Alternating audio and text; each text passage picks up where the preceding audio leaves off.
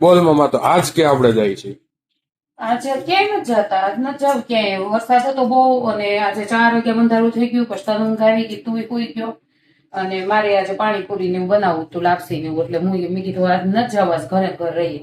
તો આજે આપણો એટલે તું વિડીયો બનાવીશ તો આજે આપણે લાસ વેગસ જવાનો પ્લાન હતો, એ કેન્સલ લાસ રાખો. વેગસ ન જવું પણ જો તો વિડીયો બનાય એટલે કહી દો બધાને, મારી ફ્રેન્ડ ફેમિલી ફોલોવર્સ ને બધાને થેન્ક યુ કે અમારી ઇન્સ્ટાગ્રામમાં 10K પૂરા થઈ ગયા છે બહુ ટૂંક સમયમાં, એમ 3 મહિનાની અંદર. અને યુટ્યુબમાં વધીને કાલે થઈ જશે 10K યુટ્યુબમાં. તો બધાને જ થેન્ક યુ. અને એના માટે છે ને મારા સાસુએ મને શીખવાડેલું હતું, જો કે અમારા ઘરમાં રૂલ્સ છે. મારો દીકરો પણ 7 વર્ષનો છે ને ત્યાં સુધી લાસ્ટ કેક કાપી હતી ની બર્થડે ની. એટલે અમે બર્થડે ની કેક પણ નથી જ કાપતા અમારા ઘરમાં, કોઈ એનિવર્સરીમાં કે હા પછી ફ્રેન્ડ કોઈ લઈને આવે તો વાત અલગ છે, બાકી અમે નથી કાઢતા. એટલે કદાચ વચ્ચે ક્યારેક કેક કાપવાનો બોલો આવી જાય તો વિડીયો.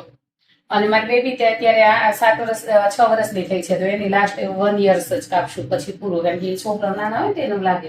એટલે અમે કેક કાપીને તો સેલિબ્રેટ નથી કર્યું, પણ ઘરે નાની થોડીક પાર્ટી જેવું કરી નાખ્યું છે. જો આ ચાલો મારા બધા જ ફ્રેન્ડ પાણીપુરી ખાવા.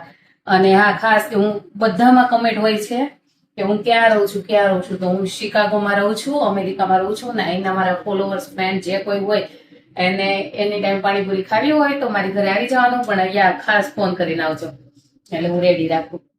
અને અમે લાપસી બનાવીને માતાજીને ધરી દઈએ છીએ. એમાં આજ મંગળવાર હતો એટલે હું વધારે ખુશ હતી કે આજે જ મારા 10K પૂરા થયા, મંગળવાર છે એટલે માતાજીને લાપસી કરી અને ધરી દીધી. અમે કેક ને એવું નથી કાપતા.